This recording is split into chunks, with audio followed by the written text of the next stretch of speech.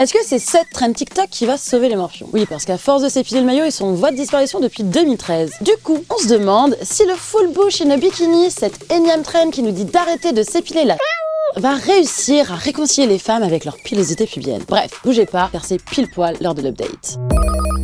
Tout part de la créatrice de contenu américaine Sunjida qui, après avoir vu sur Etsy l'image d'une femme en bikini avec les poils bien apparents, s'est dit « Mais en fait, c'est à ça qu'on devrait ressembler ». Elle a ensuite pris son tel, s'est filmée en répétant plusieurs fois la phrase « Full bush in a bikini » en français, grosse touffe en bikini, puis l'a postée sur TikTok et bim, 15 millions de vues. Cette quote a évidemment été reprise, puis est devenue une trend, mais surtout, elle remet la question de la toison pubienne des femmes sur la table. Et je dis bien remet, parce que s'épiler le maillot, ça n'a pas toujours été la norme. Car si on retourne dans les années 70, se raser, c'était surfait. Donc le 70s bush, c'était la star de la plage. Mais depuis, c'est plutôt l'inverse qui pose problème. Et ce, malgré les nombreuses tentatives pour que les poils puissent de nouveau être sexy. Rien que l'année dernière, on n'a pas arrêté d'en parler, notamment grâce au défi de haute couture de Maison Margiela, où on a vu des faux poils brodés sur certains looks. Et même en 2021, quand après avoir fait la grève du rasage pendant le confinement, on pensait que le no shave movement allait durer, mais non. Sans oublier aussi le January.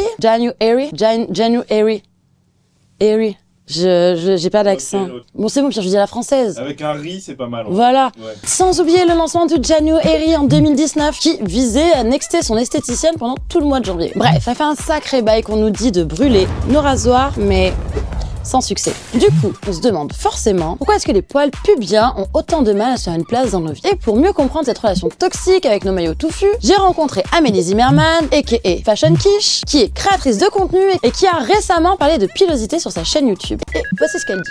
Toute la difficulté qui se pose aux femmes aujourd'hui, c'est de ressentir à s'éprouver différemment, ne plus me juger, les apprécier, réussir par exemple à s'érotiser avec ses poils, à se trouver attirante, à se trouver belle, à se trouver sexy, changer quelque chose qu'on ressent et qui du coup est un caractère épidermique, charnel, qu'on a beaucoup sexualisé, notamment les poils du maillot. Enfin, le corps féminin est vu comme quelque chose de très accueillant, de chaleureux, de doux, et il faudrait que tout soit esthétique pour qu'on puisse l'assumer. Moi, je pense que c'est un peu malsain de penser comme ça à son propre corps, et qu'au contraire, il faut assumer qu'il y a certaines choses qui sont pas esthétiques, mais c'est ok quand même de les garder. J'ai l'impression que comme tout ce qui est viral sur TikTok, ça va forcément être éphémère, et que le mal qu'on fait à nos poils depuis des décennies et des décennies et des décennies est plus profond que cette trend TikTok pour qu'on puisse changer radicalement de rapport à nos poils, quoi.